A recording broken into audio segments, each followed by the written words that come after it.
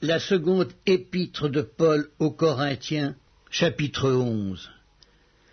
Oh, si vous pouviez supporter de ma part un peu de folie, mais vous me supportez, car je suis jaloux de vous d'une jalousie de Dieu, parce que je vous ai fiancé à un seul époux, pour vous présenter à Christ comme une vierge pure.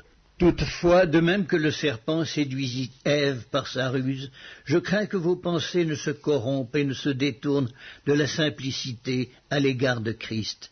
Car si quelqu'un vient vous prêcher un autre Jésus que celui que nous avons prêché, ou si vous recevez un autre esprit que celui que vous avez reçu, ou un autre évangile que celui que vous avez embrassé, vous le supporterez fort bien. Or j'estime que je n'ai été inférieur en rien à ces apôtres par excellence. Si je suis un ignorant sous le rapport du langage, je ne le suis point sous celui de la connaissance, et nous l'avons montré parmi vous à tous égards et en toutes choses. Ou bien ai-je commis un péché parce que, m'abaissant moi-même afin que vous fussiez élevés, je vous ai annoncé gratuitement l'évangile de Dieu? J'ai dépouillé d'autres églises en recevant d'elles un salaire pour vous servir. Et lorsque j'étais chez vous et que je me suis trouvé dans le besoin, je n'ai été à charge à personne, car les frères venus de Macédoine ont pourvu à ce qui me manquait. En toute chose, je me suis gardé de vous être à charge, et je m'en garderai.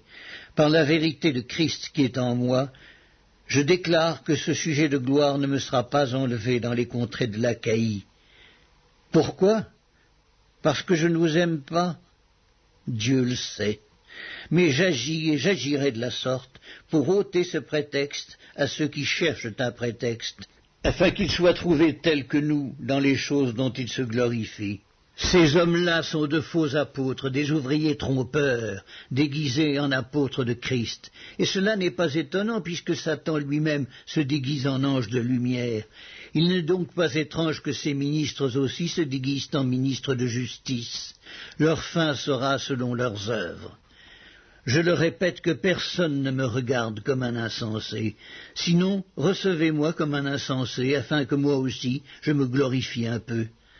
Ce que je dis avec l'assurance d'avoir sujet de me glorifier, je ne le dis pas selon le Seigneur, mais comme par folie. Puisqu'il en est plusieurs qui se glorifient selon la chair, je me glorifierai aussi. Car vous supportez volontiers les insensés, vous qui êtes sages. Si quelqu'un vous asservit, si quelqu'un vous dévore, si quelqu'un s'empare de vous, si quelqu'un est arrogant, si quelqu'un vous frappe au visage, vous le supportez. J'ai honte de le dire, nous avons montré de la faiblesse. Cependant, tout ce que peut oser quelqu'un, je parle en insensé, moi aussi je l'ose. Sont-ils hébreux? Moi aussi. Sont-ils israélites? Moi aussi.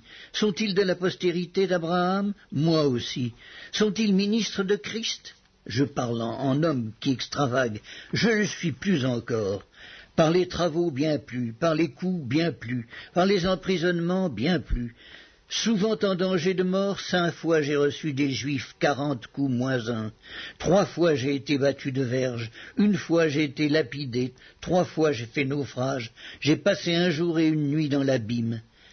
Fréquemment en voyage, j'ai été en péril sur les fleuves, en péril de la part des brigands, en péril de la part de ceux de ma nation, en péril de la part des païens, en péril dans les villes, en péril dans les déserts, en péril sur la mer, en péril parmi les faux frères. J'ai été dans le travail et dans la peine, exposé à de nombreuses veilles, à la faim et à la soif, à des jeûnes multipliés, au froid et à la nudité.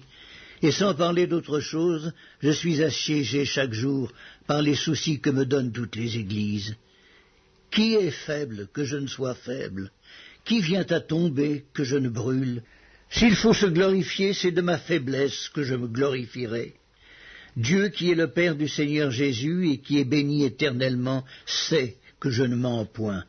À Damas, le gouverneur du roi Arétas faisait garder la ville des Damascéniens pour se saisir de moi. Mais on me descendit par une fenêtre dans une corbeille le long de la muraille, et j'échappai de leurs mains.